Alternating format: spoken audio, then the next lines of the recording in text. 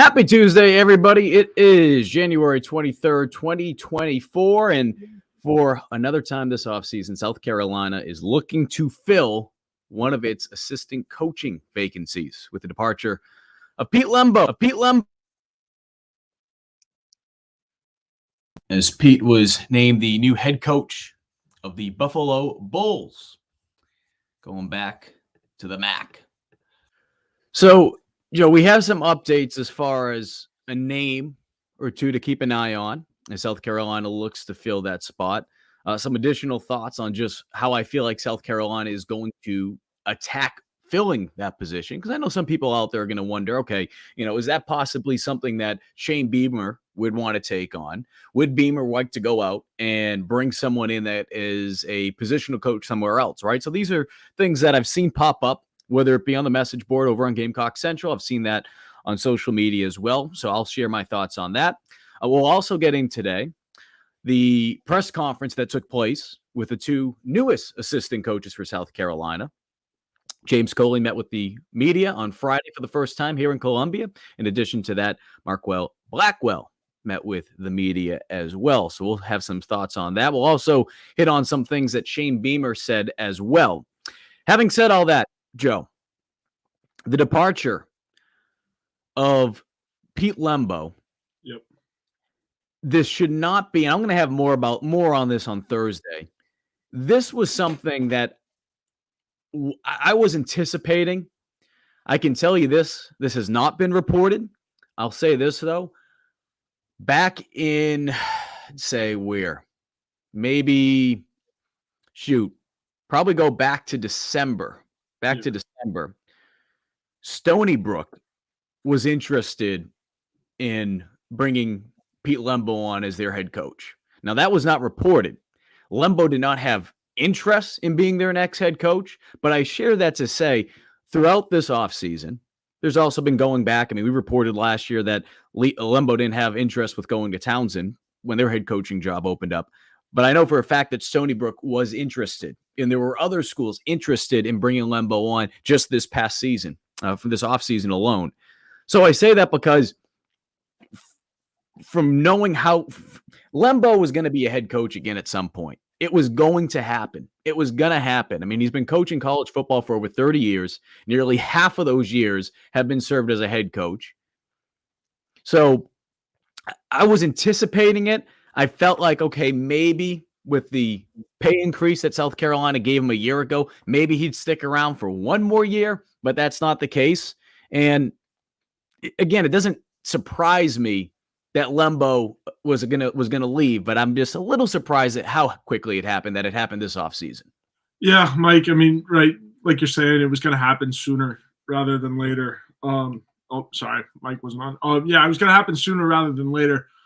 For Pete Lembo, he's going to take a job elsewhere. That being a head coaching job. Congratulations to him for the new opportunity. He's done a lot for the Columbia community while he's been here. Obviously, he's such a good coach as well. I'm seeing a couple questions about the replacement. We know that Shane is going to be very vigilant with the search. He said at the beginning of his tenure, he was going to coach special teams himself if he didn't get Pete Lembo. So, in terms of a replacement, it's going to be one of the top priorities for Shane. But it's always tough when you can lose a character like Pete Lembo. Very, very good addition to the staff, both in recruiting and just on special teams. Beamer Ball resurrection was a large part and because of him. Lembo Ball as well. So he will certainly be missed, but congratulations to Coach for getting the new gig up in Buffalo. And I think that brings us into the transition now that Lembo is no longer here. The conversations as to what South Carolina will do next start to pick up. And as we sit here today on January 23rd, we're about, I'd say, just under 2 months away now until spring football starts up. When you look at what South Carolina has done in the 3 years that Lembo was here, right, in the Shane Beamer era, obviously they've had a lot of success through special teams. Last season, it took a dip, but even by South Carolina's standards of taking a dip, still very good in comparison to the rest of the country. I say that because what we've seen with Beamer hiring a special teams coordinator, it did a lot of good It did a lot of good. Just having a guy that just focused on special teams. We've seen this throughout college football. I mean, you can go back a couple of years before Shane Beamer even arrived here. Having coaches who not only coach special teams, but they also had a position that they coach, which honestly, when you look at college football as a whole, that's typically what you will see. That's typically what you'll see. You'll have a coach that is the special teams coordinator, but he's also getting paired up, whether it be coaching linebackers, whether it be paired up coaching wide receivers, defensive backs. That's typically how it goes. Beamer didn't do that. And there's other coaches out there. It's not like Beamer is like, invented the wheel and, he's the only coach that's doing that. No, there's other coaches throughout college football that do that, but more times than not is what I'm saying. So I say that because when you had someone like Lembo, number one, from talking to the special teams players, we've heard it over the years too, right? Whether it be Hunter Rogers, whether it be Kai Kroger, Parker White talked about it. I mean, Parker was a perfect example of someone that went from a coaching staff, and I know some of those other guys were on there as freshmen, but went from a coaching staff that had a special teams coordinator who also coached an additional position, and they felt like they got so much more out of having Lembo there. So, look, bottom line is whoever you bring in here, it's not going to be easy to replace Lembo for multiple reasons.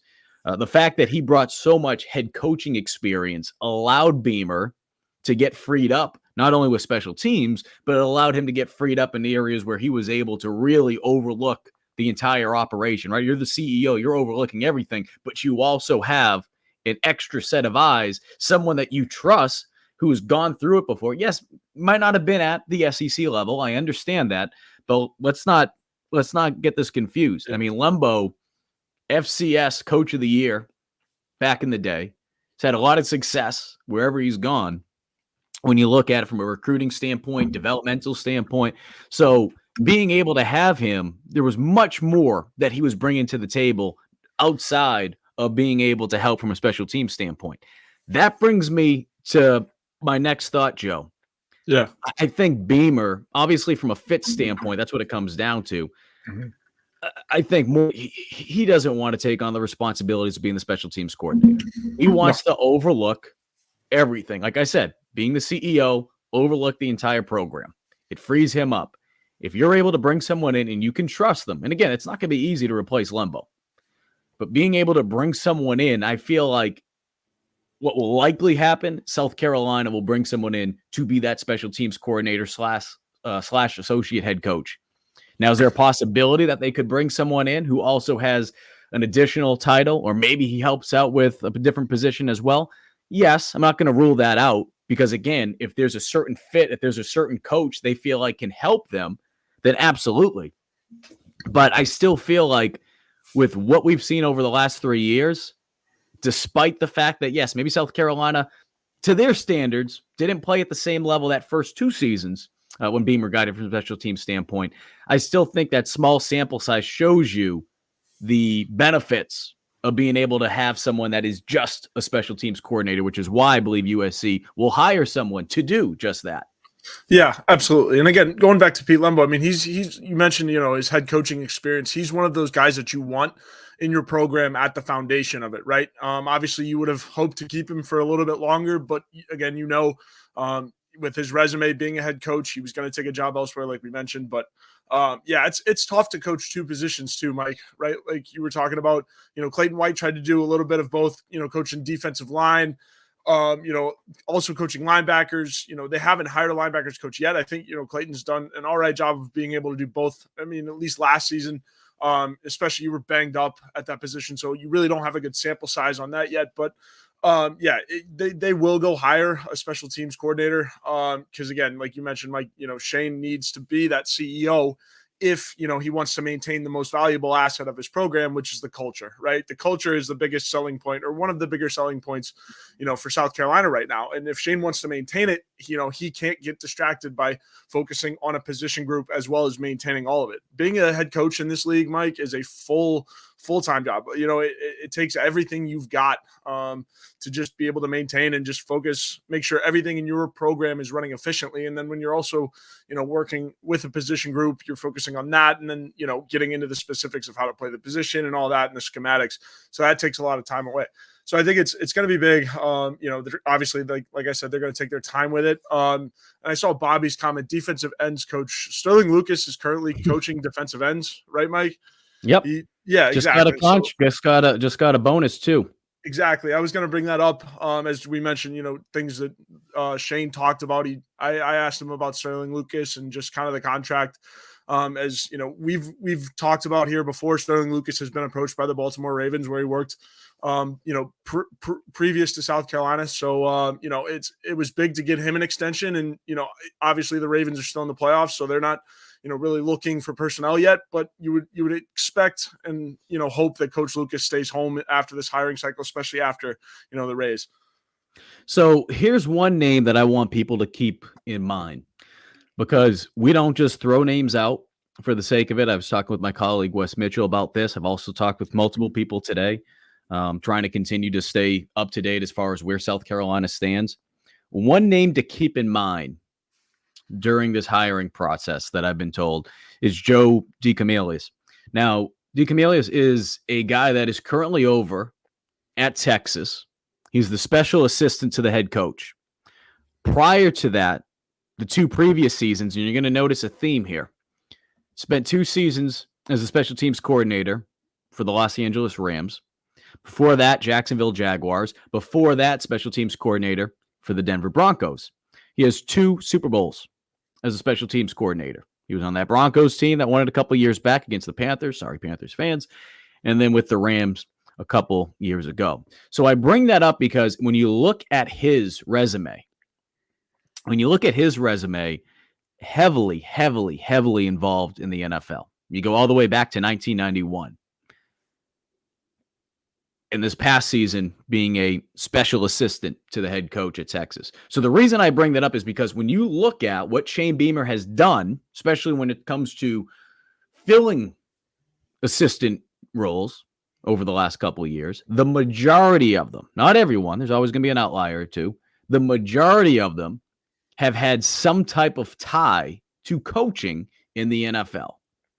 So that is why when I look at that name and I look at what he's been able to do, right? Had success with the Broncos, had success with the Rams. He's had success at the NFL level, winning Super Bowls. Special teams obviously plays a very important role with the NFL. But as we've seen over the last couple of years, and Lembo's talked about it a lot, we've heard it from players like Nick Muse. We've heard it from players like Jalen Brooks. The importance of being able to learn how valuable playing special teams is at the college level and how much it can help you with your draft stock, or being able just to make an NFL roster. The importance of that, being able to develop that mindset. Who better to bring in than a guy who has not only coached in the NFL from a special team standpoint, but has also had tremendous success and can really, because look, we've talked about this before. It's not that South Carolina is the only school out there bringing in guys that have coached at the NFL level, right?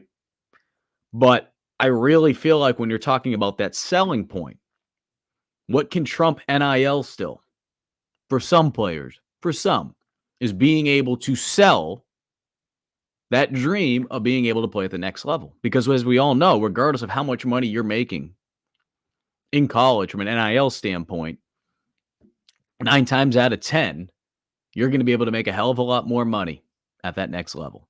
So really being able to sell that dream of being able to get developed here, and not just being able to get developed at South Carolina, but being able to get developed by guys who have coached on that next level, right? They've coached in the NFL. They've had success at winning in the NFL.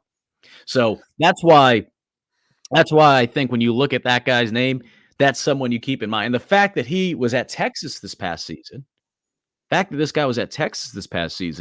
he's been able to get a taste of what it takes from a recruiting standpoint, because that's obviously another important factor of it all, is being able to have someone that can help you recruit. And I feel like sometimes when you look at a resume like that, Joe, some people are going to be like, well, he has a lot of success and history in the NFL, but not a lot of experience from a recruiting standpoint in college. Is that a red flag? To me, I wouldn't get so caught up on that quite yet. Because look, we've seen a lot of talented guys come in and they've been able to have success from a recruiting standpoint. I mean, there's been guys too that have come up from the high school ranks and have had success. If you're a dog, you're going to be able to have success. And if you're not going to last long here or at a lot of other places. But I think if Beamer were to bring him in, he did his due diligence, all that stuff. So again, I would pay attention to that name. That is one name I would keep an eye on as we go through this process. Still very, very early, though, in this process. Yeah, absolutely. And Mike, I mean, you talk about guys who come from the NFL being able to recruit. You look at, I mean, Sterling Lucas, we just talked about him, landed Dylan Stewart. Yeah. I think that's huge, right? And it was a big win for Sterling in that room. I'm happy for him to be able to get a guy like that. And then I believe Bobby meant linebackers coach. Yeah. I mean, my opinion on the linebackers coach thing, I think, Coach White has had, a small sample size really of years where he's had a full linebackers room, so it's really hard to see the full impact of what him coaching linebackers is like. I think from the years like early on in the Beamer tenure when your roster was kind of depleted as it was, when you didn't have as many injuries, we did see the growth in the linebacker position, and obviously that's one position that's going to take the longest to be established in a new program, because linebackers they don't really transfer as much. And then you did get a guy like Debo Williams as well. So, yeah, we'll see. I mean, I don't think it's on the top list of priorities. I think special teams coordinator is number one for them right now. Mike, I don't know if you had anything about that, but yeah, Bobby, appreciate the topic. Well, look, when you look at what they've been able to do from a recruiting standpoint, especially this past class, they've brought a lot of talent in. And we knew going into last season that they were going to be very thin from a production standpoint. And what happened? Well, you lose Mo Kaba to injury, just 3 plays into the season, week 1. And on top of that, there was other injuries that they were battling. We knew that was already going to be a thin position. As we've talked about before, Pup Howard, despite the excitement for this young man to be getting here at South Carolina, it took him a little bit longer than they would have liked. They also probably would have liked him to be just a little bit lighter. And I think some of that weight caught up to him. He wasn't able to be as nimble and as quick. And as I've said before, even if he stayed at South Carolina, I felt like he was going to be battling to start next season. I think some people wanted to assume that he was just going to start. I really like some of the development some of these guys had from this past year, right? Take Stone out of the equation. Obviously, he's not here anymore. But I really like some of the things that Bam did this past year. And you're talking about being able to bring some of these guys into from the transfer portal. Obviously, some of that had to do post-Pup, but some of this too was also occurring pre-Pup's departure. So I bring those things up because when you look at South Carolina's roster this year from a linebacker's standpoint, I don't want to go as far as to say it will be a strength. I certainly think being able to have a strong front seven in general, right? Having a strong defensive tackle room, edge room, being able to put more pressure on the quarterback and being able to hopefully create more just tackle for losses, just in general, right? Being able to get the opposing offenses to play from behind the sticks, because I felt like that was something that South Carolina really struggled with last year. And in the games where they were able to do that, you saw the type of success they were able to have. Right. I mean, you go to the Mississippi State game. I mean, you throw out some of these games, like Furman, and I'm talking about being able to play against Power 5 teams. There were examples where South Carolina was able to do that. And then we also saw cases where South Carolina wasn't able to do that. So I bring that up because when you look at it and you look at the challenges that could be presenting South Carolina this year, yes, they have a strong safety room. Yes, their cornerback room is not as deep, not as experienced.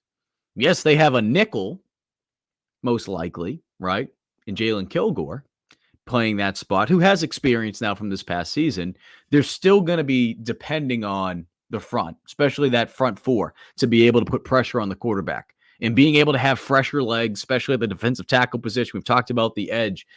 I think it's going to help not just the defensive backs, but it's also going to help that second level.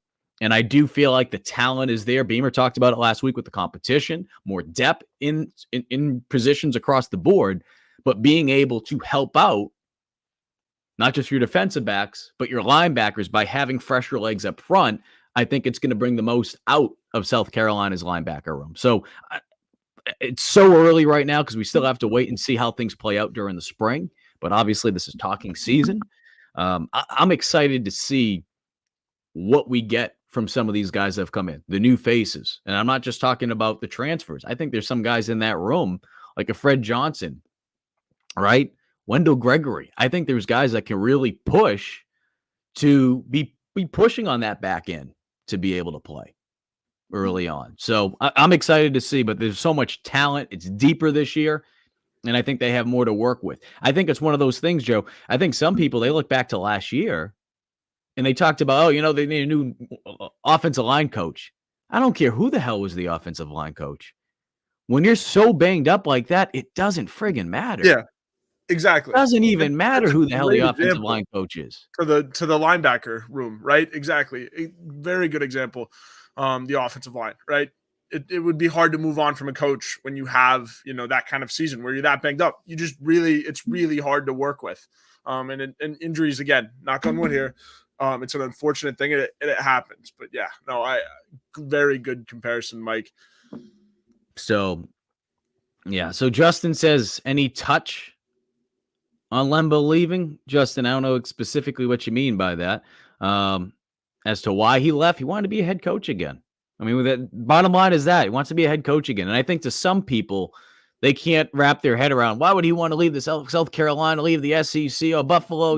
They're a MAC school. Some people don't care about that. It's not about all that. It really isn't. Some people want to be head coaches. And, while the pay might not be the exact same, or it may be around equal. I mean, you look at the previous Buffalo coach that was there, who's getting paid, I'd say maybe, I don't know what it was, maybe just under $100,000 less, just under around that. It's not about money to Lembo. It's really not. I mean, obviously, like I mentioned, Stony Brook, there's been other schools that were interested in bringing Lembo in, and obviously leaving for a job that was going to get paid a hell of a lot less when you just throw a number out there, right? Just throw a number out there. Let's say a school is going to pay him like $300,000. Is it worth doing that? That might not be, right? But he has ties to New York. One of his daughters lives in the New England area, in the Massachusetts area. His wife has ties to Massachusetts. His son has been making the climb at TCU from a coaching standpoint. I think he's working as a grad assistant, or he's working as, a student coach, one of those things. So might not have the specific title down, but you get what I'm trying to say. This was a perfect opportunity for him. Perfect opportunity. So it stinks when you lose a guy like that, because again, he brings more to the table than just what he's able to do from a special team standpoint. The players adore him. And I think more than anything, when you have a position like that, when you have positions, when you're talking about special teams, being able to believe in your coach is so critical. It's so important. We think about this just in football in general, Joe, but special teams, to get players to buy in, players bought in. And you were able to see the impact it was able to have on so many players over the last couple of years. I mentioned Nick Muse. I mentioned Jalen Brooks. Those two guys in particular. If they don't play special teams, I mean, Muse talked about it. One of the reasons why he came back to South Carolina for that extra year was because he wanted to play special teams more. And look how it benefited him. He was able to get drafted late by the Vikings. Jalen Brooks, another guy, missed practically entire season the year before. Comes back, makes an impact not only at receiver, but makes an impact on special teams.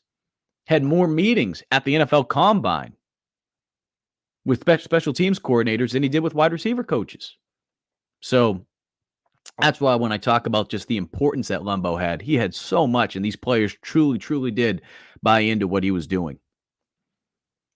Yeah, absolutely. Justin says, I guess my question was more, how do you think Beamer could approach the replacement? Because he being Lembo is such a loss to the program. Yeah, it's like we said, it's going to be meticulous, I think. Shane talked about it. He said this a couple times in pressers every time a Lembo contract extension would come up. But, he said if he couldn't get Pete Lembo to coach special teams for him, he was going to do it himself. Now that Shane has a little bit more time to find his replacement, I mean, he does have to, act on it. It should be the number one priority. But again, they're going to be meticulous with it. It's special teams. It's Beamer ball. It's one of the identities of the program. So, they're going to be, deep with the search. Yep. And again, I expect this to be one of those searches that South Carolina will act quickly on, right? Spring football, even though it's about 2 months away, now you're starting to head into your winter workouts. South Carolina's already begun that. And you're trying to get players familiar with the coaching staff and comfortable. And with that position, especially knowing how important Beamer views special teams, that's not just going to be a position where they're just going to say, all right, we'll fill it when we fill it. No, they're going to try to fill that as quickly as they can. And like I said before, don't rule out the possibility of bringing someone in who has NFL ties. That's why I mentioned Joe Camillus, who is currently the special assistant to the head coach at Texas. Two-time Super Bowl champ, was a special teams coordinator for the Broncos when they won their Super Bowl 50. And then he was the special teams coordinator for the Rams when they won Super Bowl 56. It's part of the recruiting pitch, Mike. The NFL experience, like having guys on your coaching staff that have NFL experience. I mean, you can't promise that a guy is going to be molded into an NFL talent, but this guy has seen it. He knows what type of player and what kind of player belongs at the next level. So, to have that guy in your corner coaching you at your position is huge.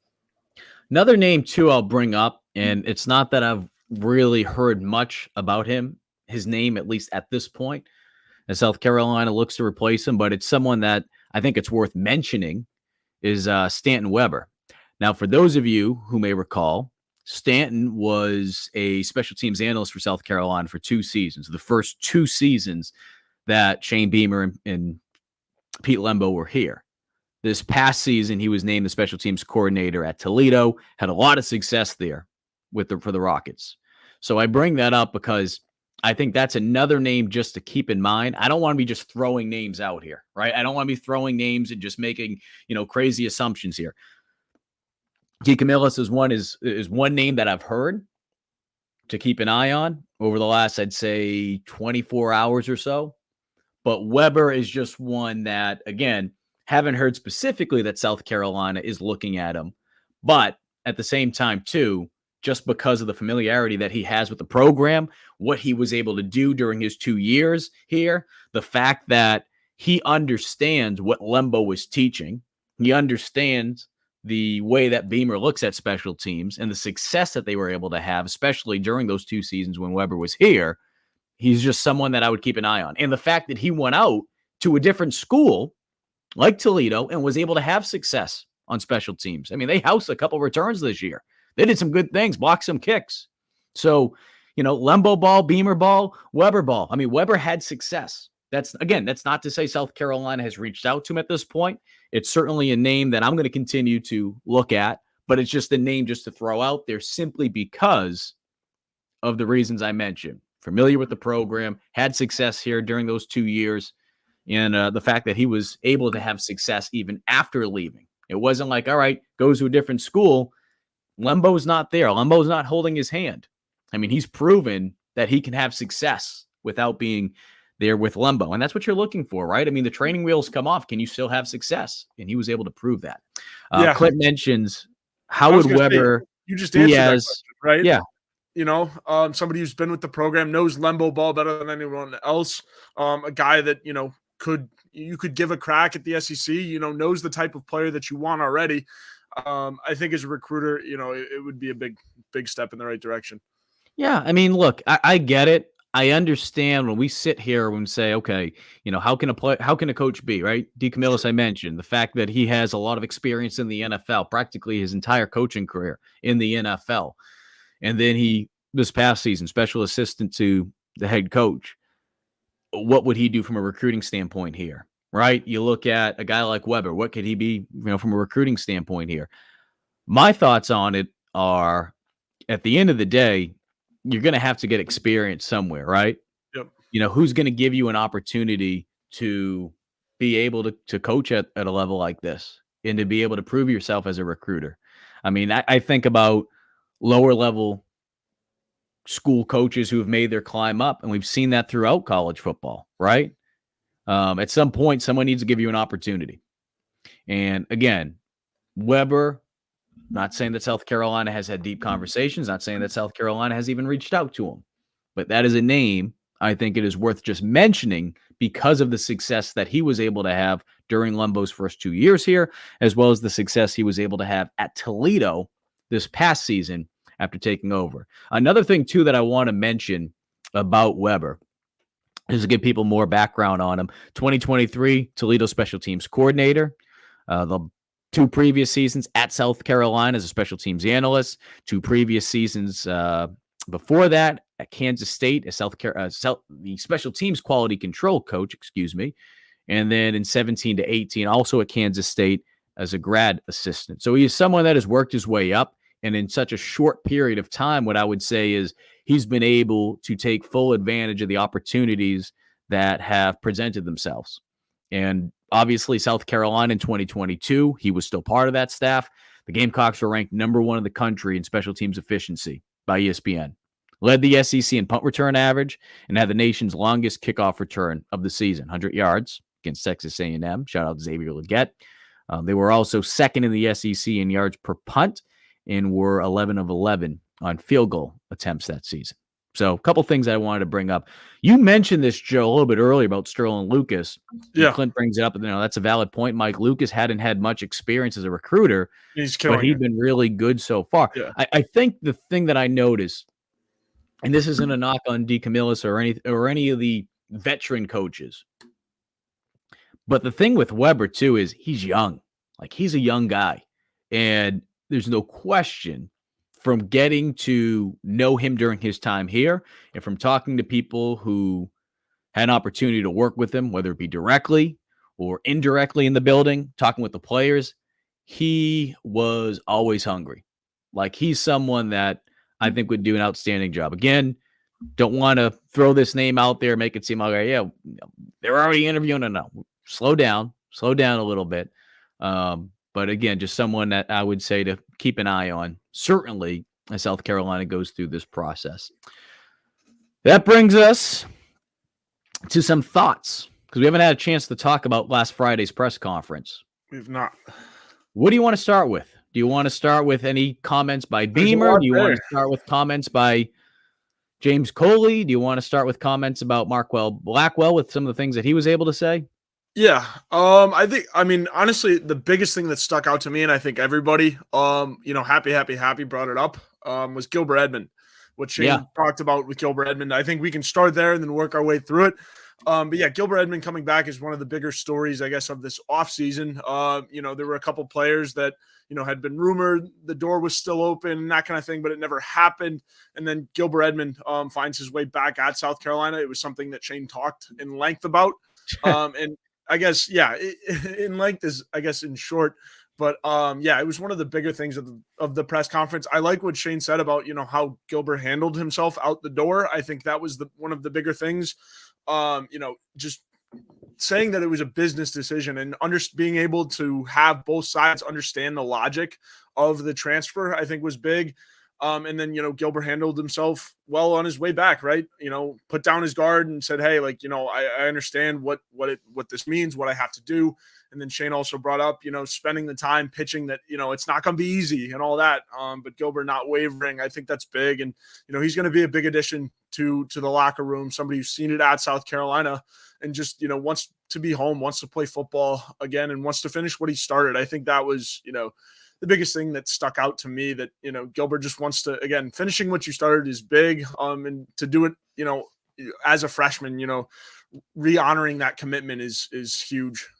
Yeah, let's take a listen to what Shane said, because as you mentioned, this was a answer that went on for quite some time. I mean, it went on for 5 minutes and 2 seconds to be exact. So a lot of the things that Shane mentioned in this conversation in this answer, he mentions the conversation that he had with him. He mentioned how difficult it was for a decision to reach out to some of the leaders on the team, reach out to the coaching staff, make sure that Edmond was aware that he wasn't going to get his number, right? Coming back there, you're not going to get number 8. That's been given to someone else. On top of that, you're going to be starting from the bottom. There's a lot of new faces in that edge room and just the conversations. And I think one more thing I want to add to this before we listen to it, Joe. Some people might not be a fan of coaches airing out certain things that go behind the scenes. Yeah. When they actually happen, which is very ironic because I feel like, most of the time we don't get to see what's going on behind the scenes. And when a coach does it, some are like, why would they do that? I feel like everything that Shane said was conversations that he already had with Edmonds that he was going to be aware of, right? Edmond was going to be aware of him going out there and using him as an example. And I think he's well aware of that. So let's play what Shane had to say. Again, this is on Friday. If you missed it, a phenomenal answer, in my opinion, to what Shane had to say, because it gives you a deeper understanding of the thought process. And I also think it sends a message to other players on the team. And one other thing too, I get it. I get it that there's websites out there, and I hate it that they look for something that is said about their school and they just want to be able to make a story out of it. Yep. I don't want to like take a direct shot, because I mean, I don't know how old some of those kids are over there, maybe 22 years old, that work at the Florida State website. I don't know. But good Lord, stop with the friggin' reaching, saying it was a shot at Florida State. If that's what you took out of it, my God. Yeah, it wasn't a I mean, shot you at got Florida your State. headline in, you got your clicks. Congratulations. It wasn't a shot at Florida State. It was a, hey, you know what? Florida State had a hell of a year. You know, Gilbert did some good things over there. By the way, people want to crap on him. His PFF grade was actually higher this year than it was at South Carolina the previous year. Shout out to Wes Mitchell with that stat. Yep. But take a listen to what Shane had to say on Friday. Kind of just talk us through that. Yeah. That was one that I didn't anticipate having a decision to make on. I got word, I guess, so whatever it was, a week ago Friday or 2 weeks ago Friday, that Gilbert had an interest in coming back into this program. I think every situation is different, Mike. I'm never going to let this be a situation where, hey, you guys leave, and if it doesn't work out where you are, come on back. It's not like that at all. And I told our team that I'm not going to let this become a precedent where you try your hand somewhere else and then come on back if it doesn't work out. It's something that I thought long and hard about because of that very reason. I talked to, starting on Friday night of that weekend, I talked to Gilbert, and we had a good long conversation. I talked to probably 7 or 8 of the older guys on this team, leaders on this team, to get their thoughts on what they thought as well. I talked to some of the staff members that I trust them all. Some of the staff members that would have a dog in that fight, that, you know, kind of see where their thoughts were on things, and thought a lot about it and went back and forth. I'll be honest with you. But in the end, my job is to always, you know, and you guys have heard me say it a million times, do what I think is best for the football team. And there's some guys, Mike, I'll just be completely honest, that have left the program. If they called and said they wanted to come back, it would be a heck no pretty quickly. And that wasn't the case with Gilbert. And it goes back to why he left our program to begin with. He handled it the right way when he left. Was I ticked off that he left? Yes. Was I disappointed? Yes. Was I happy? Not at all. But he handled it the right way, and I understood the reasons why. And sure, NIL, I'm sure, was involved. All right. But also, what people don't realize is, you know, Gilbert's from Florida. His parents are getting up in age. I think his dad is 71 years old. And it was a situation with him where he really felt like he needed to get back closer to home. And I understood that. I didn't like it. And I think there were other things going on. I'm not naive, but he handled it the right way. We had the respectful conversations when he left here last year about why he was thinking about leaving. And when I talked to him, he was very, I don't want to say remorseful, but he was very eager about getting back here. And I tried to paint as ugly a picture as I could, that there's going to be guys in that locker room, Gilbert, that probably are mad that you left, and it's going to take some time to rebuild that trust with them. And he was adamant about wanting to.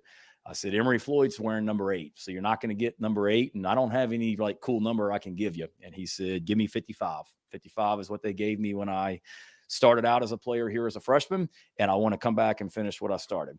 I said, I don't know what you were making from an NIL standpoint at Florida State, but you ain't getting anything remotely close to that here. Like, if you're coming back here, it ain't going to be because of NIL reasons, and it's not.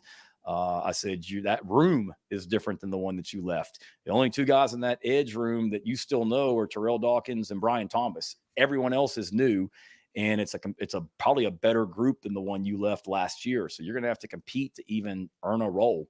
And he said, Coach, I just want the opportunity to come back to South Carolina to finish what I started back when I was a freshman. And the more and more I thought about it, he was a great young man when he was here.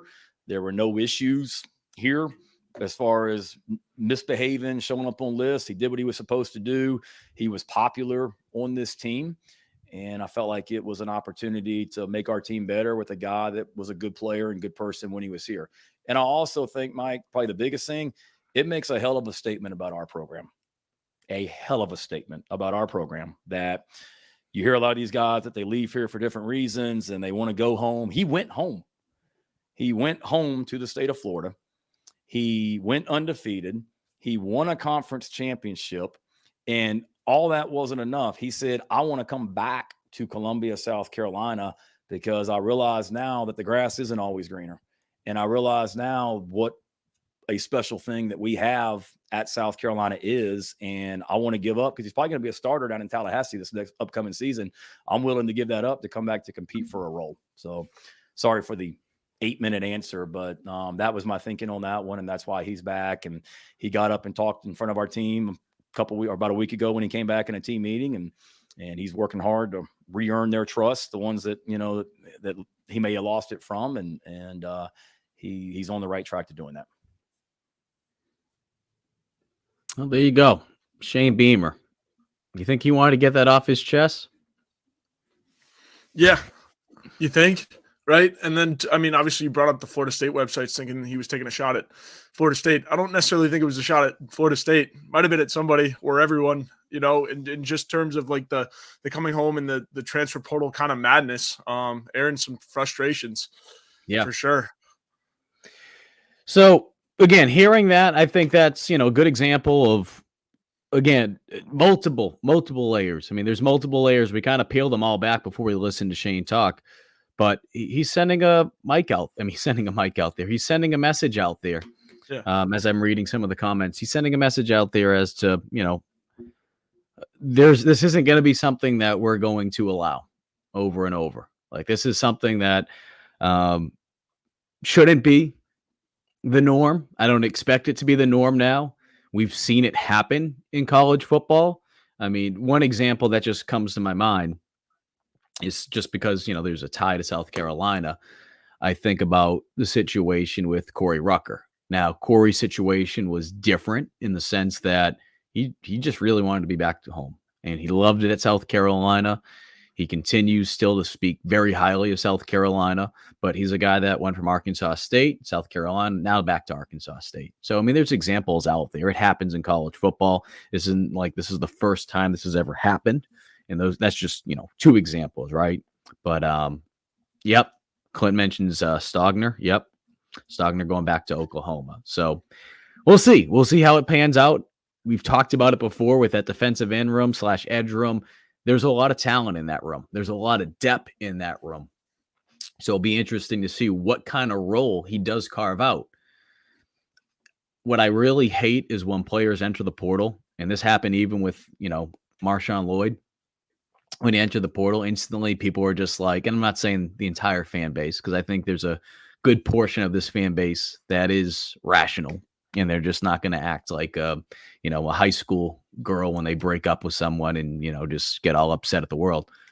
But when Marshawn left, there was a good portion saying, oh, he's not good. No, the issue with Marshawn was he wasn't able to stay healthy. But when he did stay healthy, he was able to do some good things. When Edmond left, it was just like, oh, well, he wasn't going to do anything good here this year. And then, it became one of those things week to week. It's just like, how many snaps was he playing at Florida State? This look at his production, this and that. Jordan Burke. We can go down the list. All right. Guys leave. It happens. All right. Yeah. But now I feel like there's some people that are torn that had those thoughts when he left. He did some good things at Florida State. It wasn't anything crazy. But I also think, too, what he's going to be able to bring to South Carolina is someone that has experience of playing at a Power 5 school, has experience, obviously, in South Carolina, but has experience of playing at a Power 5 school in just Power 5 football in general, on top of the talent, experience, competence, everything in that room. You're going to get a lot of production from that room this year. I think that's one thing that is safe to say, that you'll get production from that room this year. Who it is, we'll have to wait and see. Who those guys are. But as we all know, when it comes to that defensive end edge position, being able to have as many legs in there, fresh legs, fresh bodies, it can only help you. So Yeah. I'm excited to see what we get from that room. Absolutely. A lot of reasons to be excited about the defensive ends. But Mike, I did want to touch on one more thing. Like when you said, guys transferring, it makes sense, right? There are, a lot of cases if you handle your way out the door correctly and well with the fans, and going home is a big thing. You can understand it, right? If you're in your right mind, you can understand why a lot of people leave, and some decisions are like that. And one guy that came to mind when you brought that up was Braden Lee staying home at Maryland.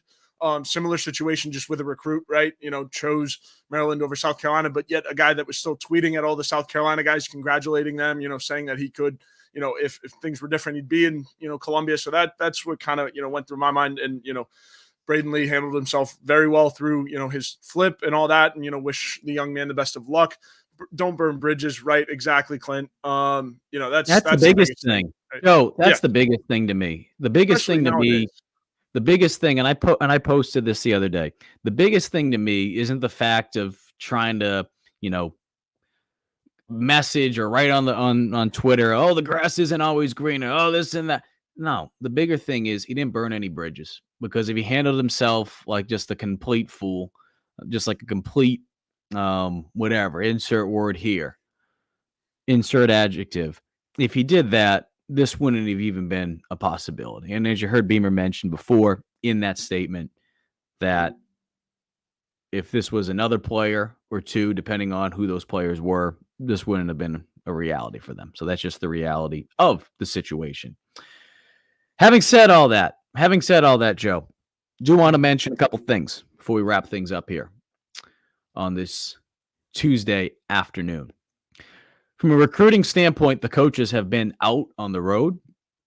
They've been out there adding talent for the future classes. I mean, it's goodness. And it's crazy just to even think this, that we're going to be looking ahead more and more to the 2025 class. National Signing Day. The second one is coming up for USC in, what are we looking at? Today's the 23rd.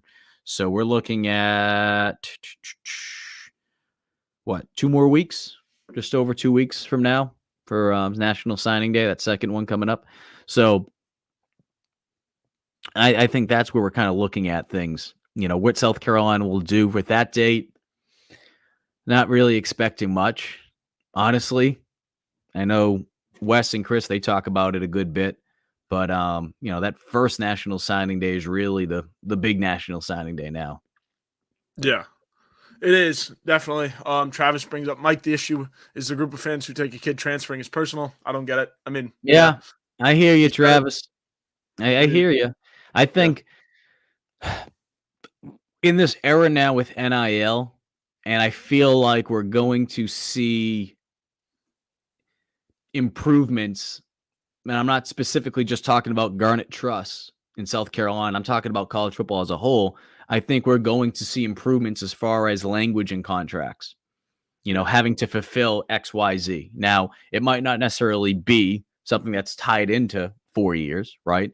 But being able to have to do, like I said, X, Y, Z in order to make sure you're getting your full payment. And from talking with people that are close to those situations, when you're talking about NIL throughout college football, it feels like more and more of that is happening. Now, one of the reasons why you don't hear a lot about it is just because when you talk about recruiting, right? Dirty recruiting, right? South Carolina, they come out, okay, hey, this is what we're doing now. What do you think other schools in the SEC? What do you think Clemson? What do you think these other schools across college football are going to do?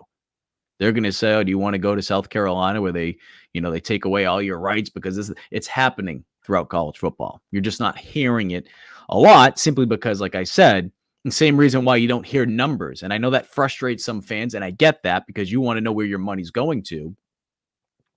But you don't hear how much a player is making more times than not. You have ballpark numbers. You see the NIL valuations on On3, which doesn't give you a full representation of how much a player truly is making. That's just what their value is, according to the algorithm of how many followers they have, like on TikTok, Twitter, Instagram, combine that with their play on the field. But I understand the frustration of not knowing what that number is, but at the same time, too, South Carolina comes out and will just, intern Joe's a quarterback or whatever, and he's getting paid $200,000, right? Well, now that number is out there. Another school out there can have an idea. Okay, this is how much he's getting paid. Hey, let's throw more of him at this.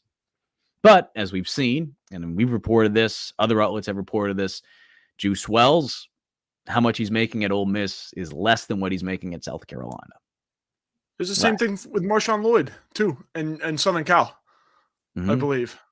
Yeah, same and situation. look, some players NIL wise isn't always in his linear, in Juice's situation was a little different. We talked about that. Yeah, that's true. There was multiple layers that went behind that was going on behind the scenes that impacted why his number continued to drop. But it is what it is. From a recruiting standpoint, though, like I said, coaches are out there on the road. They're at it. We've seen Shane Beamer. Shane Beamer was out there with Justin Stepp. It's got really quiet with people complaining about that. I mean, stupid stuff we see on Twitter. It feels like every friggin' week. Yeah. People saying, Justin Stepp going out there recruiting as a tight ends coach is also doing some good things, helping with recruiting wide receivers. So relationships that he's already built. 5-star wide receiver Jamie French Jr. They were down in Florida talking with him recently. I think it might have been yesterday or 2 days ago. I'm losing track of time here. But Stepp, Beamer on the road recruiting. His coaching staff out there recruiting as well. Ryan Montgomery, 2025 quarterback from Finland, Lamont Ohio. Paris has helped out with that one too. Somebody brought up the Kentucky game tonight. Lamont Paris has helped out a little bit in football recruiting. Paris has connections from that area. So had a chance to be able to catch up with Ryan when Ryan was here over the weekend. So, these are things that are happening from a recruiting standpoint. So be sure to follow GamecockCentral.com. Chris and Wes do an outstanding job when it comes to getting you guys caught up as far as any of these visits that do take place, just instant reaction from players and how those visits went. But as we start to turn the page to 2025 and even, good Lord, going to feel even older saying this, 2026 for some guys, be sure to follow Gamecock Central for the latest. Joe, it is January 23rd. We've mentioned that a couple times, but the reason I bring that up as we close out this show is tax season. It is right around the corner. And if people want to get their taxes done and they need someone still, who should they call? Well, Mike, you know how it goes. Our good friends over at Liberty Tax. Tax ID is that uncertain feeling you get right before doing your taxes, but you don't have to go through it alone. The tax team at Liberty Tax in Irmo, Lexington, and Columbia will walk you through the process, clear up any confusion, and guarantee you'll get the biggest possible refund or your money back. It's tax time. If you're in a hurry for your refund, call in the tax team at Liberty Tax. They're fast, accurate, and guaranteed. On the other hand, if you think you might be owing Uncle Sam, talk to the Liberty Tax team to make sure you're not paying more than you should owe. They'll find every possible deduction for you. Locally owned and operated, staffed by tax professionals from your neighborhood. Open 9 to 9 on weekdays and 9 to 5 on Saturdays with multiple service options. Start through the Liberty Tax mobile app or through the desktop portal. Make an appointment or just walk in. Give a call to upload your tax documents, and when you come in, your return will be ready to review and sign. Give them a call on your screen right now. And for those listening, 803-462-5576. Once again, 803-462-5576 for all of your tax needs this tax season, Mike. And today's show is also brought to you by our good friend Clint Hammond of the Movement Mortgage. If you're in the process of purchasing a home, you know how difficult it has been over the last 2 years trying to find that lowest rate on the market. Those numbers starting to go down a little bit. But if you don't have the patience or you need to find a home sooner rather than later, or maybe you do have some time, either way, Clint and his team can help you out the same way they helped out former Gamecock quarterback and captain Perry Orth when it was time to purchase a home, as well as our very own Wes Mitchell. Who did he call? We don't just sell stuff here. We don't just promote stuff. We also use it too. Clint Hammond, he's the guy. 803-771-6933. As we wrap things up today, Joe, big basketball game tonight. This is a football show, as we do throughout the year, not just during the season, but big basketball game tonight for South Carolina taking on Kentucky. I expect that place to be rowdy, especially in the lower level. Interested to see how many people are up in the upper deck too. But South Carolina obviously playing some great basketball, both the men and women. That will be a fun one tonight at CLA. If you missed any of our show today, head on over to the Gamecock Central YouTube page where you can watch this show in its entirety. If you haven't already, subscribe to the Gamecock Central YouTube page. Every time one of these videos come up, whether it be a live show, whether it be a press conference you may have missed, or any other original Gamecock Central video content, you'll get a nice little notification to your phone. So again, that is free. Just subscribe, get a little bell notification, boom, comes right to your phone. If you're more of a podcast listener, head on over to the Gamecock Central Podcast Network, where you can also catch all these shows, as well as the 107.5 The Game edition of Gamecock Central, whether that be the Garnet Trust Hour or the GC Takeover Hour with Wes and Chris. He's Intern Joe. I'm Mike. You appreciate everyone that tuned in today. We'll be at it again on Thursday for GC Live Afternoon Drive. Enjoy the rest of your week, everybody.